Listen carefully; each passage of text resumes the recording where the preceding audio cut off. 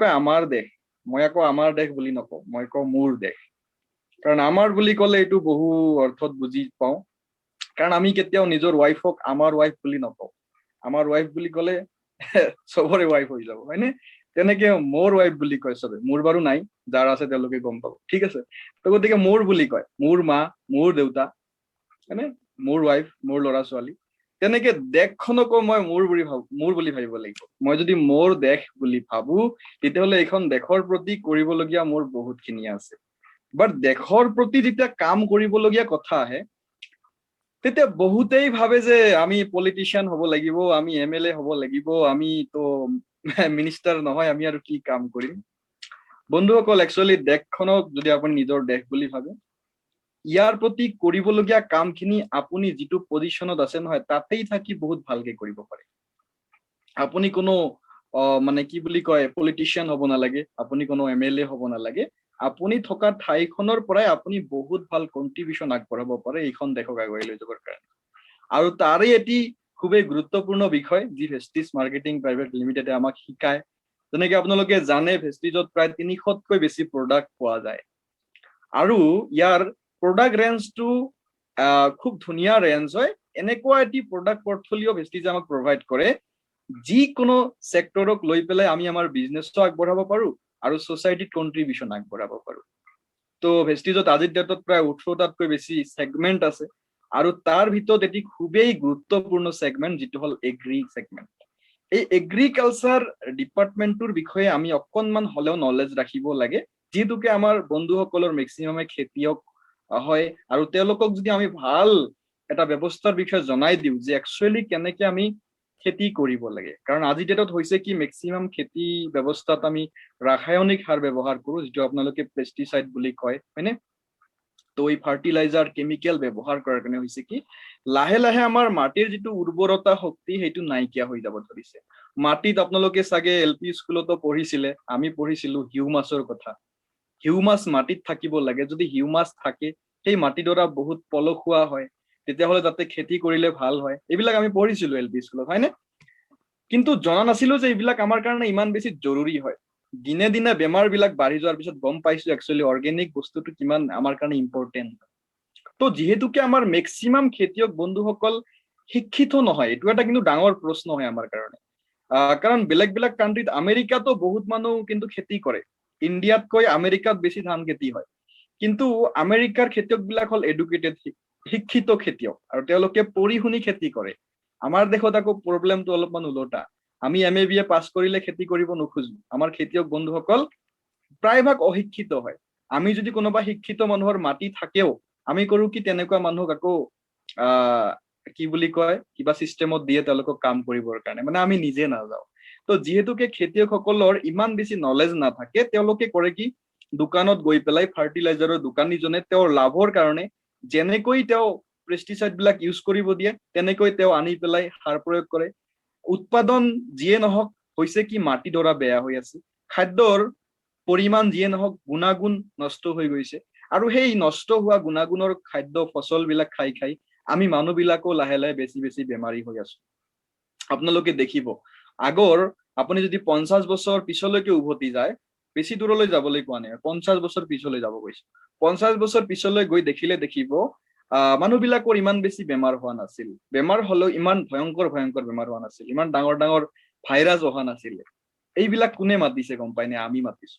আমি খাদ্য বস্তুবিলাকত যিবিলাক বিষ, মানে অজানিতে যিবিলাক বিষ প্ৰয়োগ কৰি আছো। আপুনি চাওক, কিছুমানে ট্ৰেজেডি ফালিবলৈ গৈ উস্তাদ খাই দিয়ে নহয়, এনে শুনিছে নহয় এনেকুৱা কাহিনী।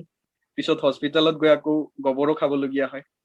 তো এই যে উস্তাদ খালে মানুহ যদি মৰে, তাৰ মানে সেই বস্তুটো আমি যে ধানত দিওঁ বা যিকোনো ফচলত দিওঁ, সেই বস্তুটো ইনডাইৰেক্টলিটো আমি তাৰ পৰাও খাই আছো, পৰিমাণটো বাৰু কমকে খাইছো। তো লাহে লাহে আমি মৰিতো যামেই, বাট বেয়াকে মৰিব লাগিব, হয়নে?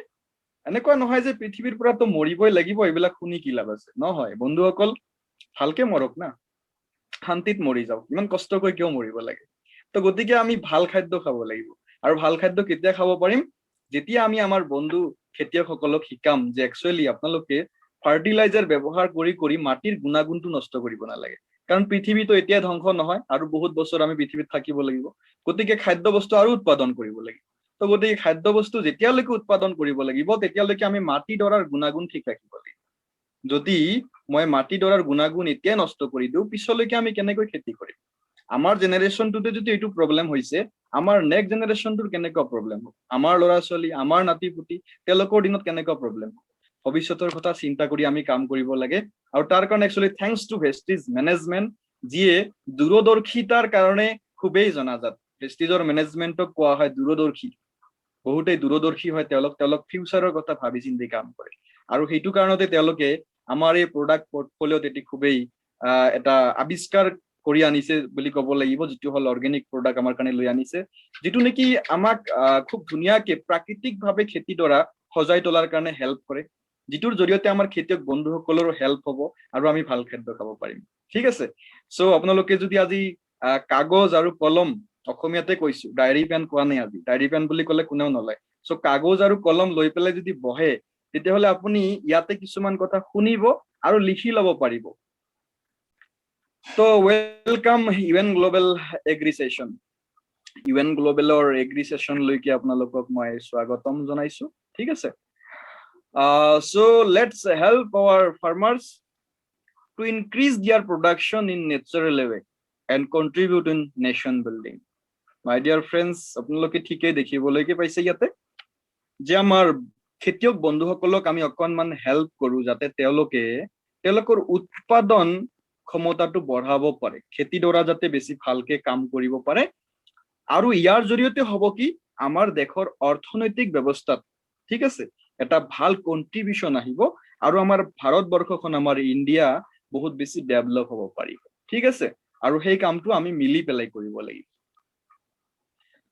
তো আমি যদি ইয়াতে চাওঁ এগ্ৰি প্ৰডাক্ট ভেষ্টিজে লৈ আনিছে আমাৰ কাৰণে। ভেষ্টিজে আমাৰ কাৰণে কি কি এগ্ৰি প্ৰডাক্ট আনিছে আপোনালোকে চাব পাৰে। ইয়াতে বিভিন্ন ধৰণৰ প্ৰডাক্ট আছে। ইয়াতে আছে এগ্ৰি 82, ইয়াতে আছে এগ্ৰি গোল্ড, এগ্ৰি নেনোটেক, ঠিক আছে, ইয়াতে আছে আমাৰ এগ্ৰি হিউমিক আৰু আছে এগ্ৰি হিউমিক গ্ৰেনুলছ, এগ্ৰি একুৱাজেল আছে আৰু তাৰ লগতে আছে এগ্ৰি প্ৰটেক্ট। এই গোটেইবিলাক হ'ল আমাৰ ভেষ্টিজৰ নিজা প্ৰডাক্ট, যিবিলাক আমি খেতি শস্যত ব্যৱহাৰ কৰিব পাৰো। এতিয়া খেতি বুলি ক'লে অকল ধান খেতিয়ে নহয়, যিকোনো খেতিত দেই, আপুনি ধান খেতি কৰে, আপুনি গমৰ খেতি কৰে, আপুনি চাহপাতৰ খেতি কৰে, আপুনি পাণ তামোলৰ ব্যৱসায় কৰে, ঠিক আছে, নাইবা আপুনি কিবা ফল মূলৰ খেতি কৰে, আপুনি কিবা শাক পাচলিৰ খেতি কৰে, যিকোনো খেতি, যিকোনো ফচলৰ কাৰণে আপুনি এই গোটেইবিলাক প্ৰডাক্ট ব্যৱহাৰ কৰিব পাৰে। আৰু এই গোটেইবিলাক হৈছে অৰ্গেনিক প্ৰডাক্ট, ইয়াতে কোনো কেমিকেল ইউজ কৰা হোৱা নাই। আমি এতিয়া জানিম এই গোটেইবিলাক প্ৰডাক্ট কেনেকে ইউজ কৰিব লাগে আৰু ইয়াৰ দ্বাৰা আমাৰ কেনেকুৱা ধৰণৰ বেনিফিট আহিব। ঠিক আছে, প্ৰথমতে মই আপোনালোকক প্ৰডাক্ট বিলাকৰ বিষয়ে কৈ যাম আৰু শেষত এইবিলাক ব্যৱহাৰ কেনেকে কৰিব লাগে তাৰ বিষয়ে জনাম। ঠিক আছে, তো আমি চাওচোন প্ৰথমতে আমাৰ হাতত কোনটো প্ৰডাক্ট আছে। তো আমাৰ হাতত প্ৰথম যিটো প্ৰডাক্ট আহি পৰিছে সেইটো হ'ল এগ্ৰি 82। ঠিক আছে, এইটো কোৱা হয় এগ্ৰি 82। ইয়াৰ কাম কি একচুৱেলি আমি যদি চাওঁ, highly concentrated non ionic spray,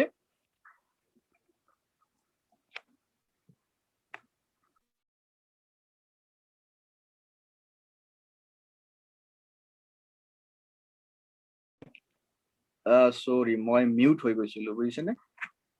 চ' এইটো মানে কি এনেকুৱা এটা প্ৰডাক্ট যিটো নেকি আমাৰ যিকোনো খেতিতে ইয়াক আমি ব্যৱহাৰ কৰিব পাৰো। ঠিক আছে, ই কৰে কি আমাৰ মাটিডৰা পলসুৱা কৰি ৰাখে, যি একদম অসমীয়াত মই আপোনালোকক ভাঙি দিছো গোটেইবিলাক। ঠিক আছে, তো এই প্ৰডাক্টটো এনেকুৱা এটা প্ৰডাক্ট যি আমাৰ গছত পানী খুব ধুনীয়াকে ধৰি ৰাখিব পাৰে। লগতে আপোনালোকে যদি কিবা পেষ্টিচাইড ইউজ কৰে, চাপ'জ আপুনি কিবা ইউৰিয়া বা DAP এইবিলাক যদি ব্যৱহাৰ কৰে খেতিবিলাকত, সেই কেমিকেল বিলাকৰ, ফাৰ্টিলাইজাৰ বিলাকৰ যিটো বেয়া গুণ থাকে, সেই বেয়া গুণটোক ই নাইকিয়া কৰি দিয়ে, উলিয়াই দিয়ে।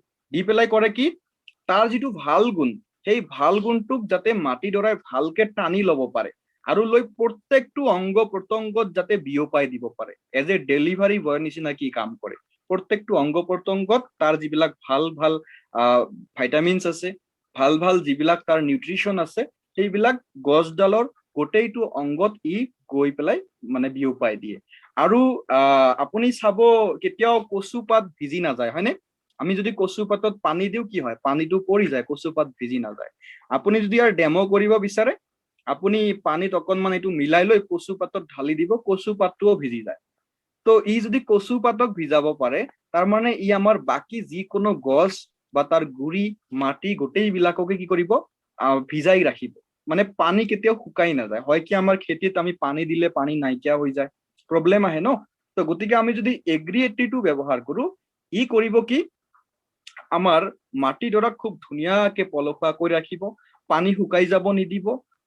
লগতে ই খুব ধুনীয়াকে গোটেই অংগ প্ৰত্যংগত যিবিলাক ভাল ভাল গুণ থাকে সেই গোটেইবিলাক গুণ তাৰমানে বিয়পাই দিব। ঠিক আছে, আৰু ইয়াৰ ব্যৱহাৰৰ বিষয়ে আমি অকণমান পিছত আৰু ভালকে জানিব পাৰিম। আৰু এগ্ৰি 82 এনেকুৱা এটা প্ৰডাক্ট, ই আপুনি যিকোনো খেতিতে ব্যৱহাৰ কৰিব পাৰে। আৰু কোনোবা যদি প্ৰমাণ চাব বিচাৰে বাকী প্ৰডাক্ট ব্যৱহাৰ নকৰিলেও অকল মাত্ৰ যদি এগ্ৰি 82কে আপুনি ব্যৱহাৰ কৰে, সাপোজ আপুনি ঘৰত অকণমান বিলাহী খেতি কৰিছে, নাইবা আপুনি গাৰ্ডেনিং কৰি ভাল পায়, হয়নে, বা আপুনি জলকীয়া অকণমান ঘৰত ৰুই দিছে, তাতো যদি আপুনি এগ্ৰি 82 মাত্ৰ আনি পেলাই অকণমান স্প্ৰে কৰি দিয়ে, তথাপিতো চাব আপুনি জলকীয়া খাই শেষ কৰিব নোৱাৰে, তাৰমানে পৰিমাণো বঢ়াই দিয়ে। ঠিক আছে, পচি যাব নিদিয়ে, বিলাহীৰ যিটো গঠন খুব ধুনীয়া কৰি দিব। আপুনি পুৰণি দিনৰ কথা মনত পৰিব, সেই যে আমি পুৰণি কালত বিলাহী ঘৰত আনি এসপ্তাহ থৈ দিলেও পচি হৈ গৈছিল, তেনেকুৱা ধৰণৰ বিলাহী আপুনি উৎপাদন কৰিব পাৰিব। আজিকালি চাব আপুনি বজাৰৰ পৰা বিলাহী আনি আপুনি ফ্ৰিজত থৈ দিলেও কি হয়, বিলাহী পচি যায়। তাৰ কাৰণটো কি, তাতে যিবিলাক ফাৰ্টিলাইজাৰ ইউজ কৰা হয়, যিবিলাক পেষ্টিচাইড ইউজ কৰা হয়, সেইবিলাক হ'ল আমাৰ বহুতেই প্ৰব্লেম দিয়ে আমাৰ কাৰণে। আৰু সেই যিটো বিলাহী আমি কিনি আনো, তাতো সেই বস্তুবিলাক থাকি যোৱাৰ কাৰণে ই লাহে লাহে পচি যায়, এদিনতে পচি যায়।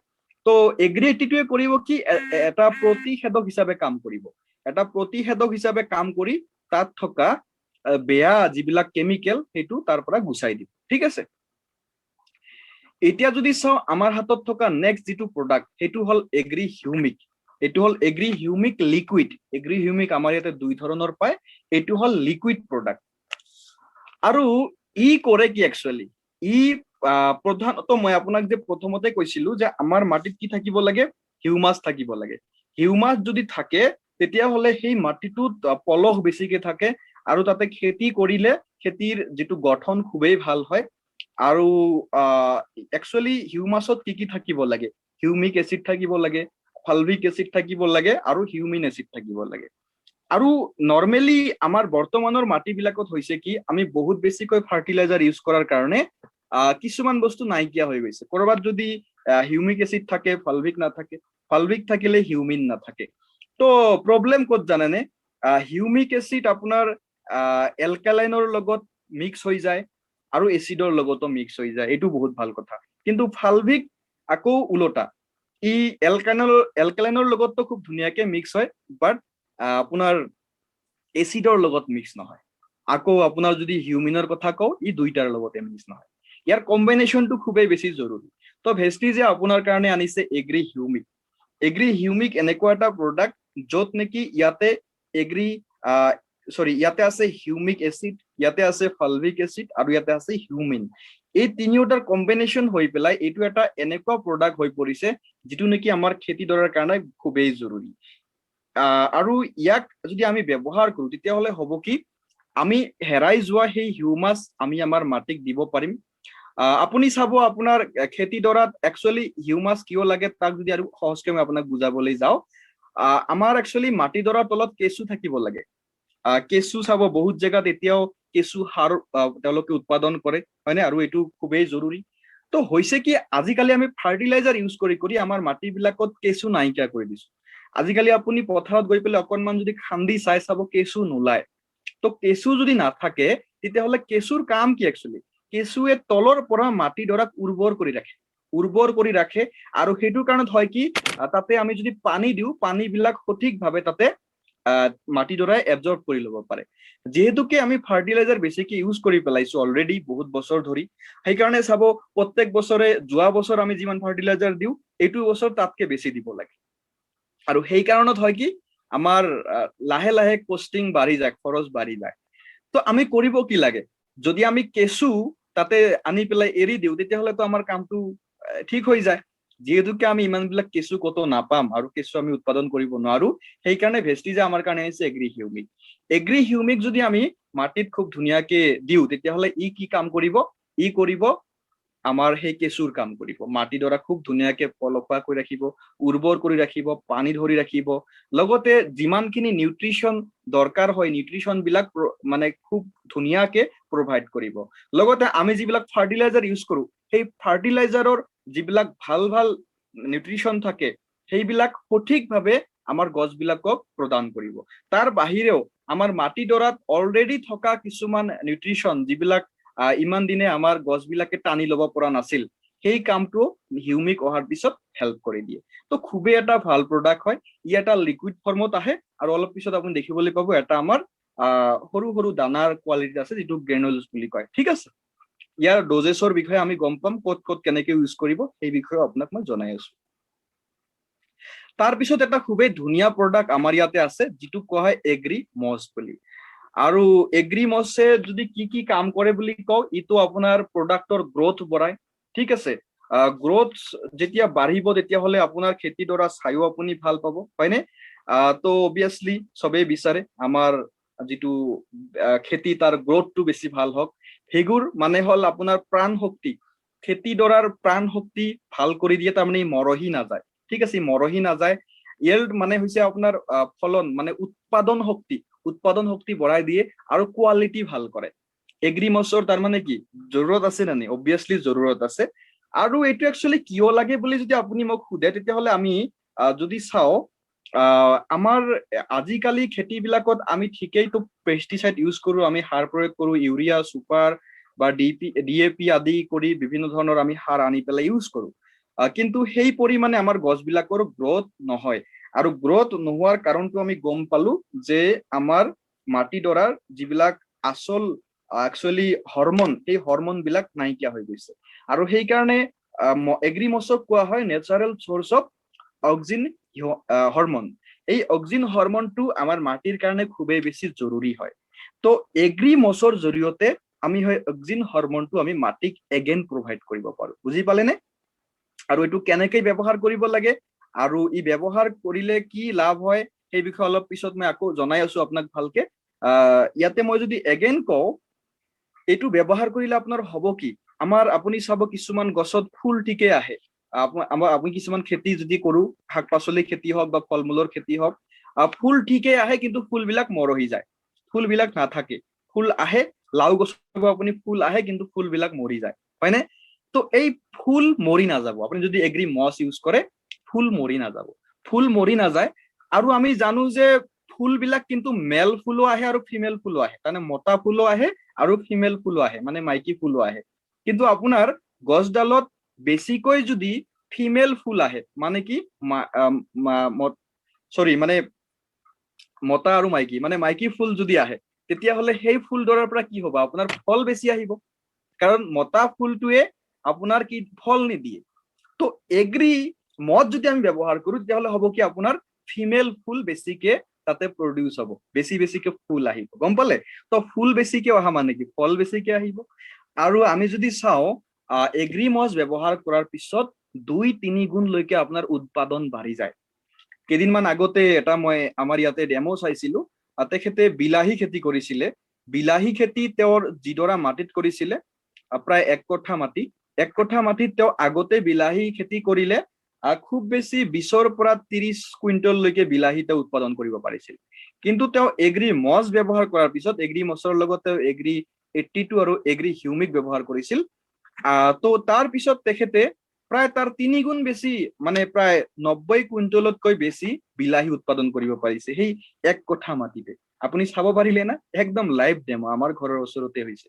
তো গতিকে খুবেই এটি ভাল প্ৰডাক্ট হয়, আমি ব্যৱহাৰ কৰিব লাগে। মই ইমান বেছি ইংলিছত যোৱা নাই, একদম সাধাৰণ লোকেল অসমীয়াত আপোনাক বুজাব ট্ৰাই কৰিছো। কিবা যদি কনফিউজন থাকে আপুনি মনত ৰাখিব, মোক সেশনৰ শেষত আপুনি সুধিব পাৰিব, ঠিক আছে? তো ইয়াৰ পিছত আমাৰ যিটো প্ৰডাক্ট আহে সেইটো কোৱা হয় এগ্ৰি নেনোটেক। এগ্ৰি নেনোটেক কিয় ব্যৱহাৰ কৰিব লাগে বুলি যদি মই আপোনাক কওঁ, আপুনি চাব কিছুমান ক্ষেত্ৰত আমাৰ মানে অলৰেডিতো মই কৈছোৱে কেমিকেল ব্যৱহাৰ কাৰণে মাটিডৰাৰ আমাৰ গুণাগুণ নাইকিয়া হৈ গৈছে। আৰু আপুনি চাব কেতিয়াবা হয় কি, গছবিলাক ঠিকে থাকে তো আগবাঢ়ে, কিন্তু অকনমান বতাহ দিলে আপোনাৰ গছবিলাক হালি পৰে।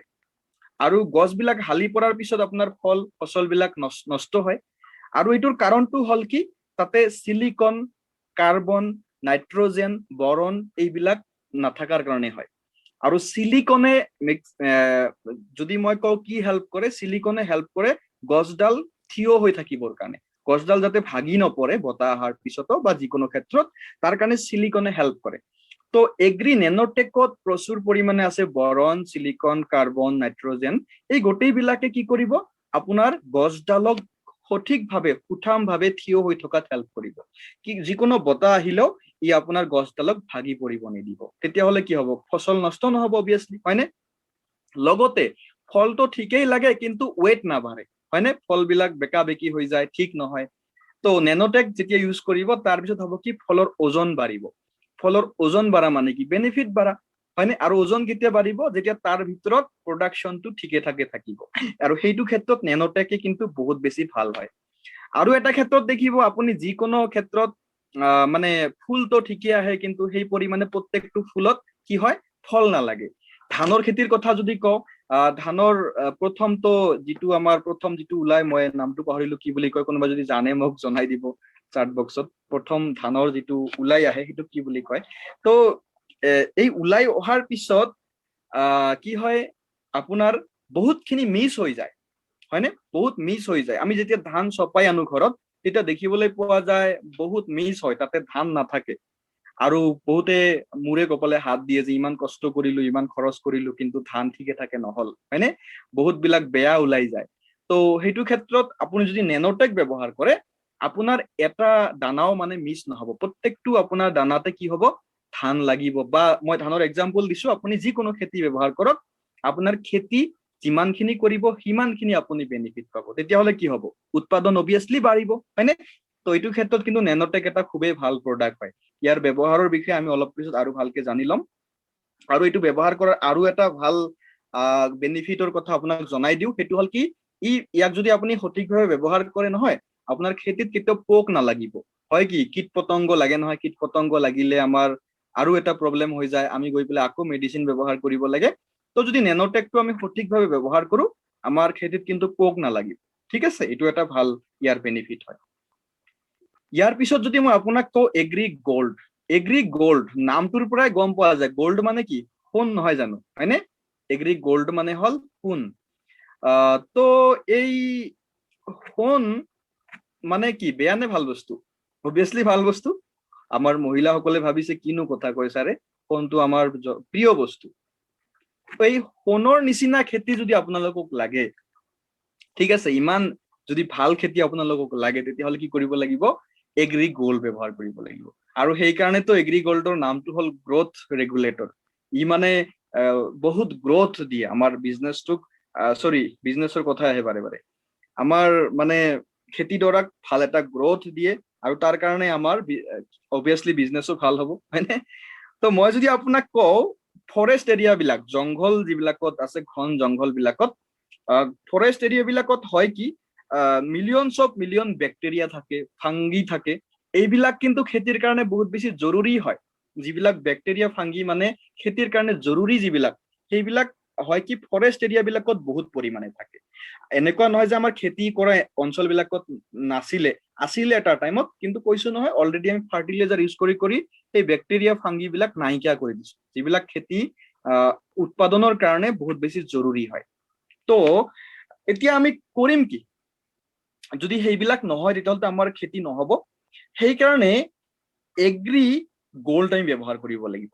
এগ্ৰি গোল্ডত কি আছে জানেনে, বেচিলাছ বেক্টেৰিয়া আছে, যিটো আপোনাৰ খেতি উৎপাদনৰ কাৰণে আৰু গ্ৰোথৰ মানে ৰেগুলেশ্যনটো বঢ়াবৰ কাৰণে বহুত বেছি ভাল কাম কৰে। আৰু চবতকে ভাল কথা, ই ইমিউনিটিৰ কাম কৰে, যিটো আমাৰ মানুহৰ ইমিউন চিষ্টেমটো ঠিকে থাকিব লাগে, তেতিয়াহ'লে বাহিৰৰ পৰা বেমাৰ আহি পেলাই এটেক নকৰে। তেনেকে আমাৰ গছ গছনিৰো এটা ইমিউনিটি পাৱাৰ থাকে, যিটোক ষ্ট্ৰং কৰাটো খুবেই জৰুৰী। তো আমাৰ এগ্ৰি গোল্ডে কৰে কি, খুব ধুনীয়াকে আপোনাৰ খেতিডৰাৰ ইমিউনিটি যিটো সেইটো বঢ়ায়, আৰু বাহিৰৰ পৰা কোনো ভাইৰাছ, কোনো বেক্টেৰিয়া আহি পেলাই ইয়াক কি কৰিব নোৱাৰে, এটেক কৰিব নোৱাৰে। অবভিয়াছলি খেতি কি হ'ব, ভাল হ'ব, গ্ৰোথ ভাল হ'ব, আৰু গছডৰা খুব ধুনীয়াকে ষ্ট্ৰং কৰি ৰাখে, ষ্ট্ৰেংথটো বঢ়ায়, আৰু তাৰ কাৰণে আপোনাৰ খেতি খুবেই ভাল হয়। বুজি পালে নহয়? তো ইয়াৰ ব্যৱহাৰৰ বিষয়েও মই কম আপোনাক নিশ্চয়। আৰু তাৰ পিছত মই যেটো আপোনাক কৈছিলো এগ্ৰি গ্ৰেনুলছৰ কথা, আমাৰ যেটো আগতে এগ্ৰি হিউমিক আমি লিকুইড ফৰ্মত চাইছিলো, ইয়াতে আছে এগ্ৰি গ্ৰেনুলছ।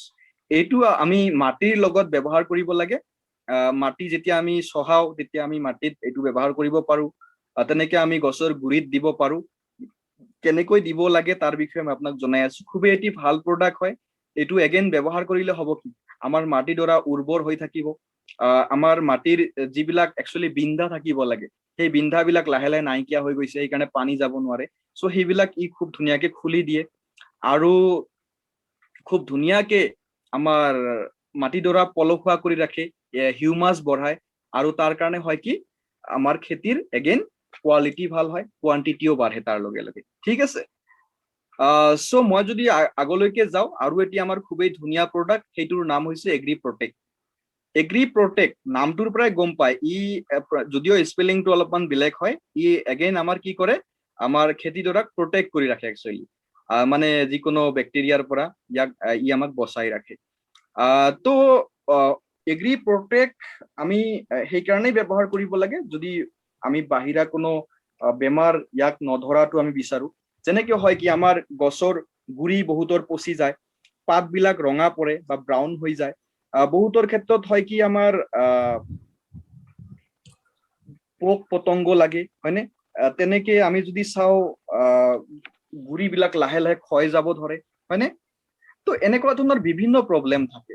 আৰু সেইকাৰণে আমি এগ্ৰি প্ৰটেক্ট ব্যৱহাৰ কৰিব লাগে। এগ্ৰি প্ৰটেক্ট যদি ব্যৱহাৰ কৰো, ই ষ্ট্ৰেছ লেভেলটো খুব ধুনীয়াকে মেইনটেইন কৰি ৰাখিব পাৰে। ঠিক আছে।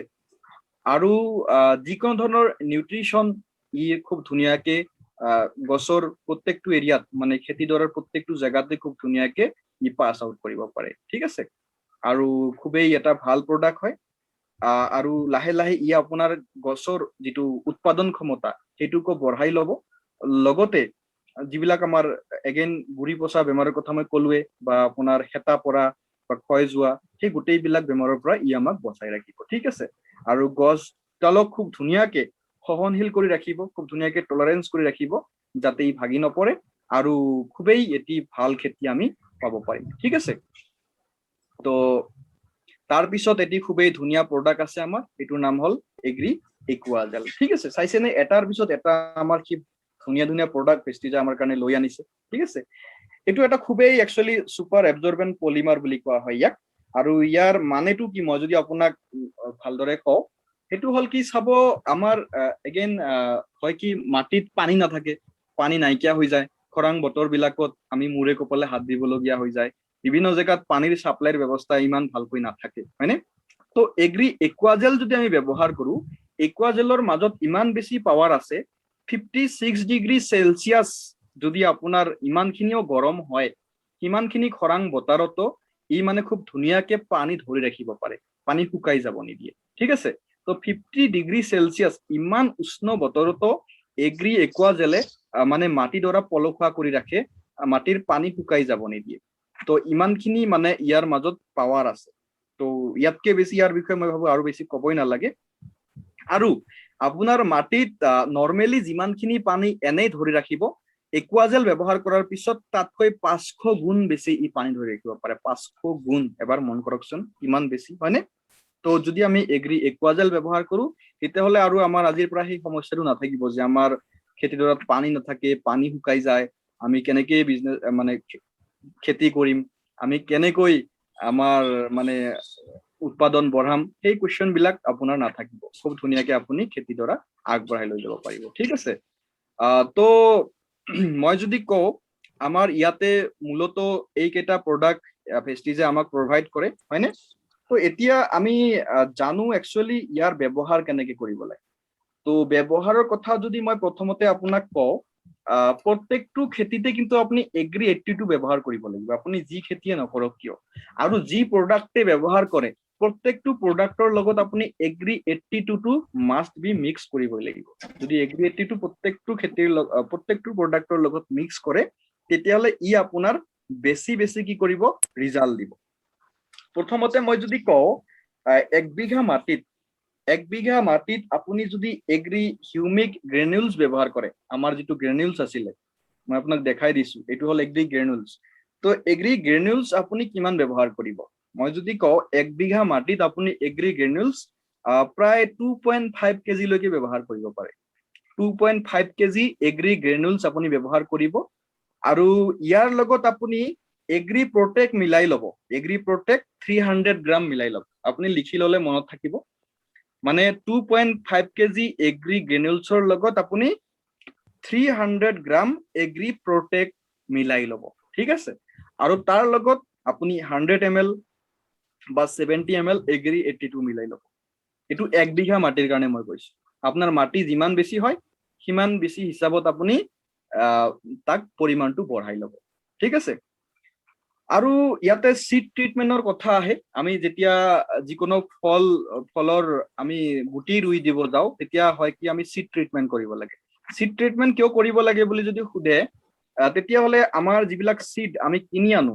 এই সিড বিলাকত একচুয়ালি কোটিং থাকে কোটিং মানে কি জানেনে কোটিং মানে তাৰ ওপৰত এটা লেপ থাকে মানে কি বুলি কয় এটো এটা কেমিক্যাল টাইপ হয় যেটো এটা আৱৰণ থাকে মানে বাহিৰৰ বতা লাগি পেলে নষ্ট নহবৰ কাৰণে সকে তেওঁলোকে তেনেকে ৰাখে সো কোটিং টু থকাৰ কাৰণে হয় কি জাৰ্মিনেশন নহয় ঠিক আছে আৰু জার্মিনেশন যদি নহয় তেতিয়া হলে তো অবিয়াসলি এগেইন কাম নহব ভালকে হয়নে জার্মিনেশন হ'ব লাগিব তো জার্মিনেশন কৰিবৰ কাৰণে আমি কি কৰিব লাগিব আমি কোটিং কৰিব লাগিব কোটিংটো নাইকিয়া কৰিব লাগিব আৰু কোটিং নাইকিয়া কৰিবৰ কাৰণে আপুনি কি কৰিব প্ৰথমতে মই যদি ধান খেতিৰ কথা কওঁ ধানৰ যদি আপুনি গুটি ৰুব মানে কি বুলি কয় এটো প্ৰথমতে যেটো বিধান হিচিব যাও আমি আঠিয়া মানে হিচি মানে তাৰ আগতে যে গুটি বিলাক আমি হিচি দিব যাও তাৰ আগতে আমি কৰো কি ধানৰ সিড বিলাক আমি বহুতে 2 দিন বা 3 দিন লৈকে ভিজাই ৰাখো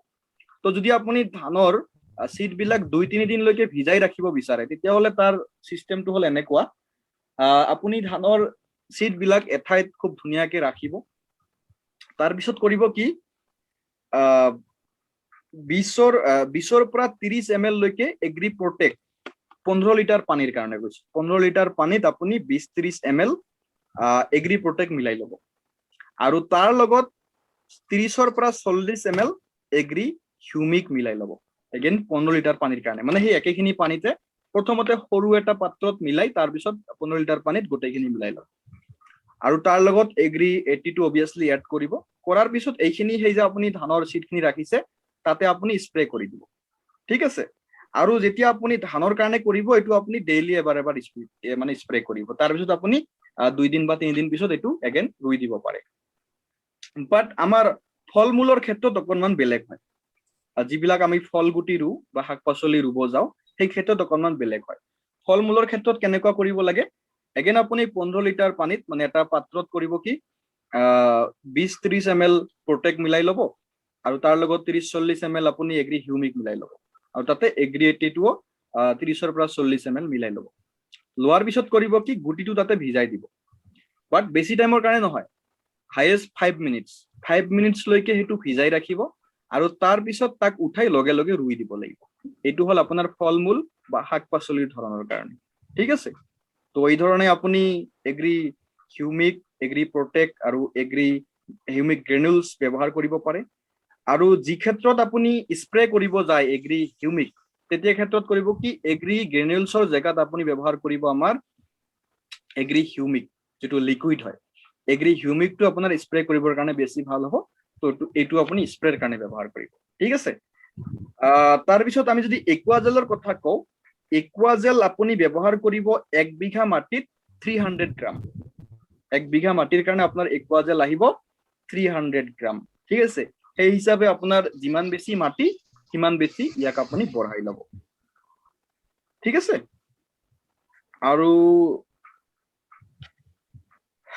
একচুয়ালি হয় কি আমাৰ যেতিয়া গছ পুলি ৰুই দিও বা আমি যদি কোনো ফলমূলৰ গছ ৰুই দিও তাৰ পিছত হয় কি গছবিলাক লাহে লাহে বাঢ়ি আহে হয়নে তো গছবিলাক যেতিয়া লাহে লাহে বাঢ়ি আহিব বাঢ়ি অহাৰ পিছত যেতিয়া প্ৰথম এটা বা দুটা পাত ওলাৰ পিছত আপুনি কৰিব কি 20 ml এগ্ৰি হিউমিক ঠিক আছে আৰু 5 ml এগ্ৰি 82 মানে 20 ml agri humic and 5 ml agri 82 এটো মিলাই লৈ পেলাই স্প্ৰে কৰি দিব সেই যিবিলাক পাত ওলোৱা গছবিলাক আছে নহয় আপোনাৰ তাতে আপুনি কৰিব কি স্প্ৰে কৰি দিব তেতিয়াহ'লে সেই ফল মূলৰ গছবিলাকৰ গঠন বহুত বেছি ভাল হ'ব তাৰ পিছত আকৌ 10 দিন যাব দিব আফটাৰ 10 ডেজ এগেইন কৰিব কি 25 ml হিউমিক ল'ব আৰু 5 ml এগ্ৰি 82 ল'ব লৈ পেলাই এগেইন স্প্ৰে কৰি দিব এটো মই শাক পাচলি বা ফল মূল সেইবিলাক গছৰ কাৰণে কৈ আছো ঠিক আছে আৰু তাৰ পিছত আকৌ 10 দিন যাব দিব আফটাৰ 10 ডেজ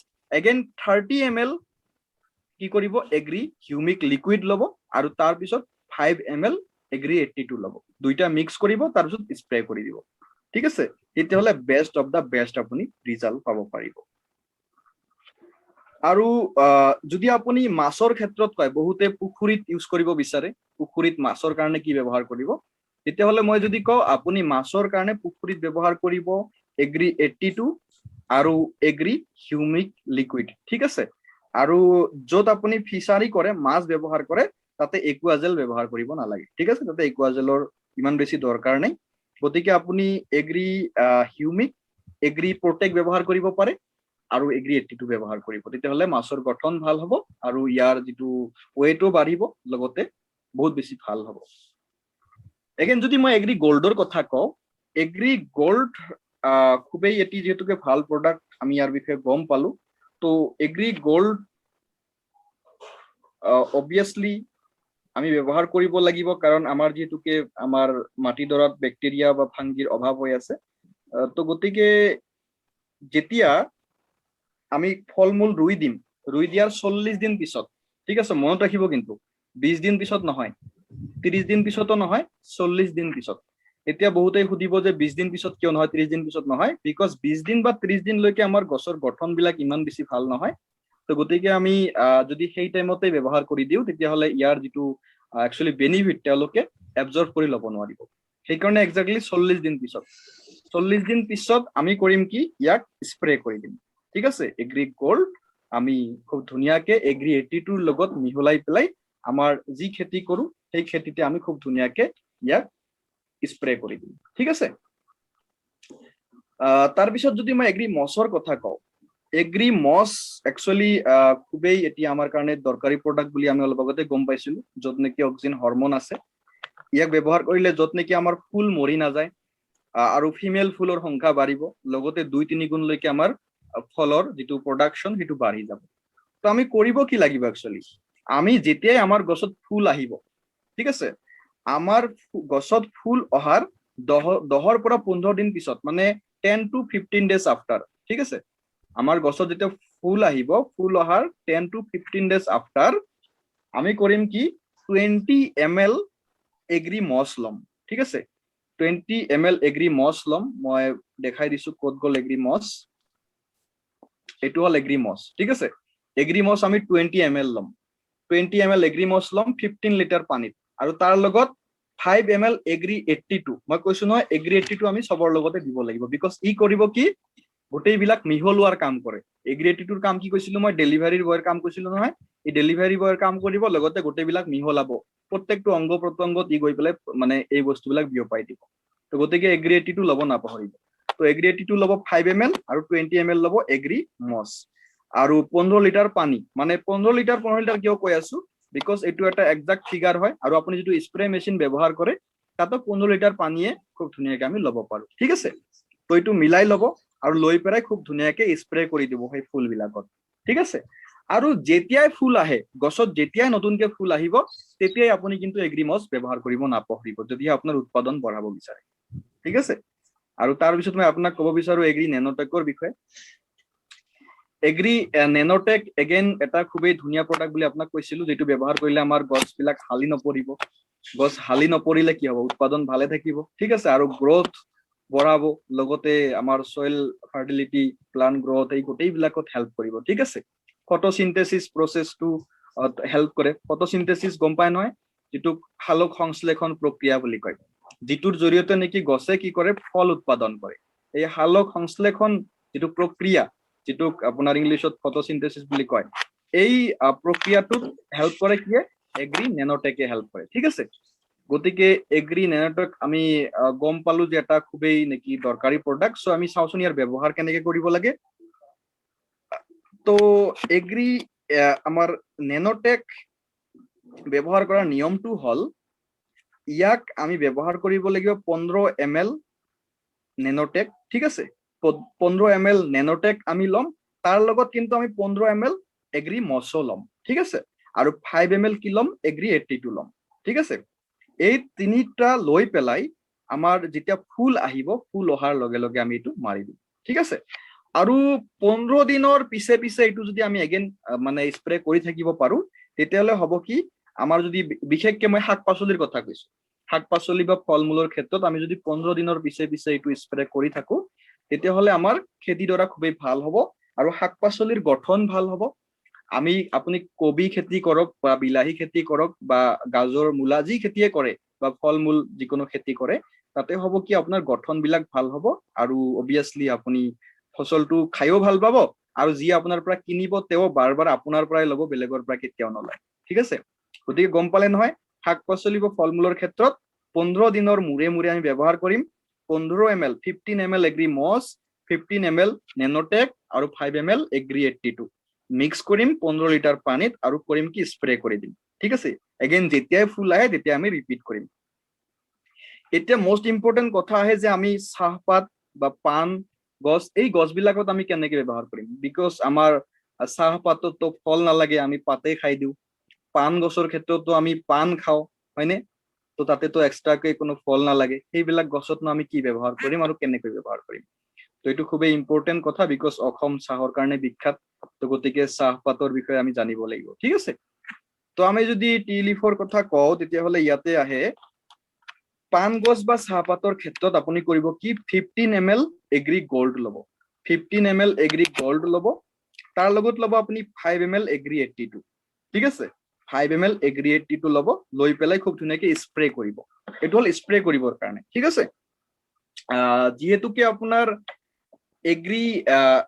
আমাৰ যিহেতুকে চাহপাত বা পাণ গছত ফল নালাগে, গতিকে তাতে আমি এগ্ৰি নেনোটেক ব্যৱহাৰ কৰিব নালাগে। এগ্ৰি নেনোটেক আৰু এগ্ৰি মছৰ তাতে দৰকাৰ নাই। আমি ব্যৱহাৰ কৰিম কি প্ৰথমতে 15 ml এগ্ৰি গল্ড ল'ম আৰু 5 ml এগ্ৰি 82 ল'ম, এইটো 15 লিটাৰ পানীত ল'ম আৰু সেই হিচাপে আমি স্প্ৰে কৰি যাম। যিমান বেছি জেগাত কৰিম সিমান বেছি আমি পানী লৈ থাকিম আৰু এইটো মিহলাই গৈ থাকিম, ঠিক আছে? আৰু মাটিৰ ক্ষেত্ৰত যদি কওঁ, আপোনাৰ পাণ গছ ৰোৱা জেগাত বা আপোনাৰ চাহপাতৰ য'ত আপুনি ৰুই, সেই মাটিডৰাত আপুনি কেনেকে ব্যৱহাৰ কৰিব? মাটিৰ কাৰণে কৰিব কি আপুনি 2.5 কিলোগ্ৰাম এগ্ৰি হিউমিক গ্ৰেনুলছ ল'ব, ঠিক আছে? মনত ৰাখিব দেই, এগ্ৰি গ্ৰেনুলছ, যিটো আমাৰ দানাৰ ৰূপত আহে, এগ্ৰি গ্ৰেনুলছ আমি ল'ম 2.5 কিলোগ্ৰাম। মই বাৰ বাৰ ৰিপিট কৰি আছো, আপুনি লিখি ল'ব কিন্তু। আৰু তাৰ লগতে ল'ব আপুনি কি জানেনে? 300 গ্ৰাম এগ্ৰি প্ৰটেক ল'ব, 300 গ্ৰাম আপুনি ল'ব এগ্ৰি প্ৰটেক, আৰু তাৰ লগত এগ্ৰি গ্ৰেনুলছ ল'ব হিউমিক গ্ৰেনুলছ, সেইটো ল'ব কিমান 2.5 কিলোগ্ৰাম, ঠিক আছে? আৰু তাৰ পিছত এইটো আপুনি মাটিত দিব, মাটি যেতিয়া চহাব বা আপুনি গছ অলৰেডি যদি ৰুইছে তাৰ গুৰিবিলাকত আপুনি দি যাব পাৰিব। এইটো 1 বিঘা মাটিৰ হিচাপ, 1 বিঘা মাটিত 2.5 কিলোগ্ৰাম হিউমিক গ্ৰেনুলছ আৰু 300 গ্ৰাম এগ্ৰি প্ৰটেক, ঠিক আছে? মিহলাই পেলাই দিব আৰু 1 বছৰত একবাৰ দিব, নেক্সট বছৰত আপুনি এগেইন দিব, মানে উইদিন 1 ইয়াৰ আপুনি ইমানখিনি দিব লাগিব 1 বিঘা মাটিত। আৰু একুৱাজেল আপুনি দিব পাৰে বেটাৰ ৰিজাল্টৰ কাৰণে। একুৱাজেল যদি ব্যৱহাৰ কৰিব বিচাৰে, তেতিয়াহ'লে আপুনি এইটো স্প্ৰে কৰি দিব পাৰে, এগ্ৰি প্ৰটেক আপুনি স্প্ৰে কৰি দিব পাৰে, বাট একুৱাজেলটো আপুনি মাটিতে দিব। একুৱাজেলটো কৰিব কি আপুনি 500 গ্ৰাম ল'ব 1 বিঘা মাটিৰ কাৰণে, 500 গ্ৰাম একুৱাজেল 1 বিঘা মাটিৰ কাৰণে। আৰু যদি আপুনি বিচাৰে যে আপোনাৰ ধৰক কিবা কাৰণত চাহপাত বিলাকৰ পাতবিলাক নষ্ট হৈ আছে বা আপোনাৰ পাণৰ পাতবিলাক নষ্ট হৈ আছে, তেনে ক্ষেত্ৰত আপুনি কি কৰিব? এগ্ৰি প্ৰটেক স্প্ৰে কৰি দিব। এগ্ৰি প্ৰটেক আপুনি 15 ml ল'ব 15 লিটাৰ পানীত, আৰু তাতে 5 ml এগ্ৰি 82 মিক্স কৰি দিব, দি পেলাই আপুনি গছৰ পাতবিলাকৰ ওপৰে ওপৰে স্প্ৰে কৰি দিব, ঠিক আছে? তেতিয়াহ'লে এইটো আপোনাৰ কাৰণে বহুত বেছি ভাল ৰিজাল্ট দিব, ঠিক আছে? তো এতিয়া আহিছো নাৰিকল গছলৈকে, বিকজ আমি ককনাট খাই ভাল পাওঁ, বিহু আহিলে আমি পিঠা পনা আদি কৰি একদম হৈচৈ লাগি যায় আমাৰ কাৰণে, আৰু অবভিয়াছলি মই খুবেই ভাল পাওঁ পিঠা খাই পেলাই, তো গতিকে আমাক নাৰিকল লাগিব, হয়নে? চ' নাৰিকলৰ গছৰ যতনো ল'ব লাগিব। চ' নাৰিকল গছৰ আমি যতন কেনেকৈ লওঁ গম পাইনে? বছৰত 2 পৰা 3 বাৰলৈকে এই কামটো কৰিব লাগিব। তাৰমানে বছৰক আপুনি 3 ভাগত ভাগ কৰে 4 মাহৰ মূৰে মূৰে এই কামটো কৰিব কি কৰিব জানেনে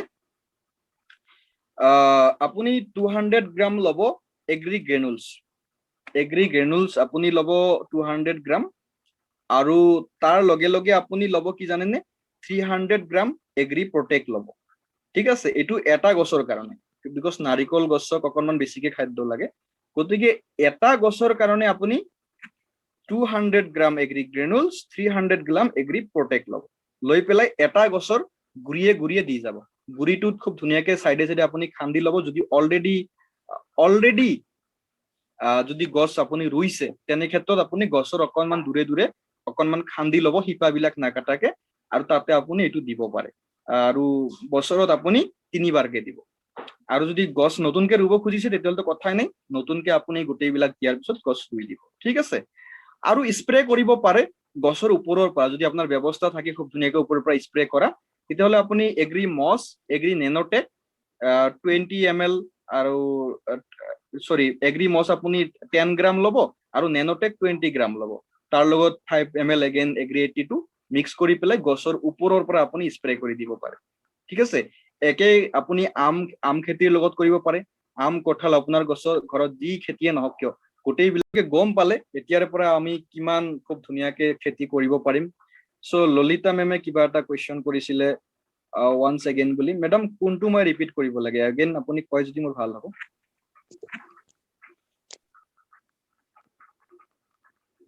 আপুনি মাইক অন কৰি ক'ব পাৰে about coconut tree.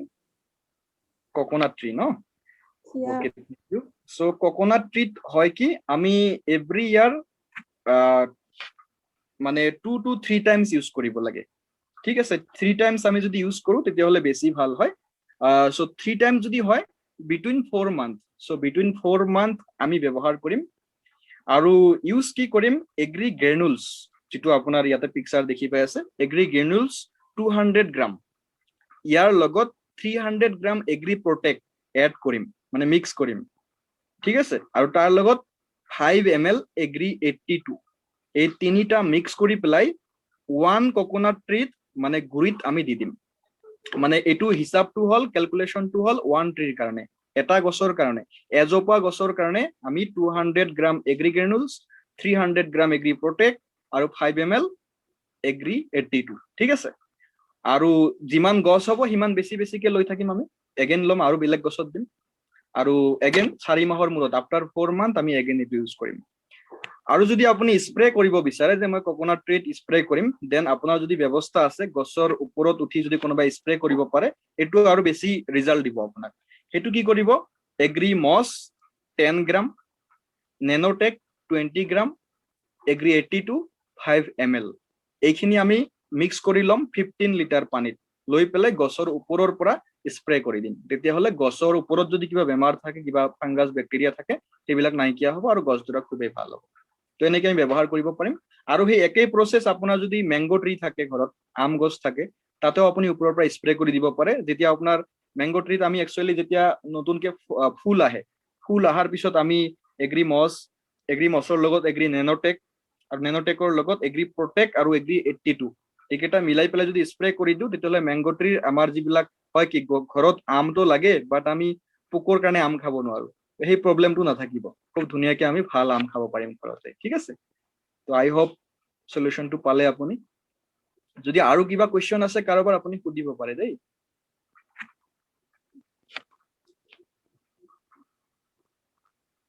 তো মোৰ ফালৰ পৰা আজি প্ৰেজেন্টেশনত ইমানখিনি আছিল এগ্ৰি সেশনৰ কাৰণে আপোনালোকক অকনমান নলেজ শেয়াৰ কৰিব আহিছিলো ঠিক আছে সো থ্যাংক ইউ সো মাচ আমি আমাৰ বাইং হেবিটটো হলনি কৰি পেলাই হয় হয় Can you say about betel nut tree?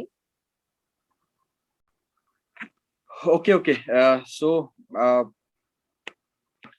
তামোল গছৰ কাৰণে এগেইন আমি গছৰ গুৰিত দিব পাৰো গছৰ গুৰিত প্ৰথমতে দিব লাগে এটা গছৰ কাৰণে আপুনি 100 গ্ৰাম এগ্ৰি গ্ৰেনুলছ লব আৰু 100 গ্ৰাম এগ্ৰি প্ৰটেক্ট লব 100 গ্ৰাম এগ্ৰি গ্ৰেনুলছ 100 গ্ৰাম এগ্ৰি প্ৰটেক্ট এটো আমি গছৰ গুৰিত দিম গছৰ গুৰিত খুব ধুনিয়াকে খান্দি পেলাই দিম আৰু তামোল গছত স্প্ৰে কৰিব পাৰে বিকজ স্প্ৰে গছত যেহেতুকে উঠে মানুহে তো তো যেতিয়া নতুনকে ফুল আহে গছত তেতিয়া আপুনি এগ্ৰি মছ আৰু এগ্ৰি নেনোটেক 10 গ্ৰাম লৈ পেলাই 5 ml এগ্ৰি 82 মিক্স কৰি পেলাই ওপৰৰ পৰা স্প্ৰে কৰি দিব পাৰে যদি পসিবল হয় আৰু গুৰিৰ কাৰণে agri granules and agri protect yes তামোল গছৰ যেতিয়া আমি নতুনকে পুলি লগাও তাতে আপুনি পুলি লগাওতেই যেতিয়া মানে গুটিটো লগাই দিয়ে তেতিয়া আপুনি তাতে এগ্ৰি গ্ৰেনুলছ আৰু এগ্ৰি প্ৰটেক্ট ব্যৱহাৰ কৰিব আৰু তাৰ পিছত যেতিয়া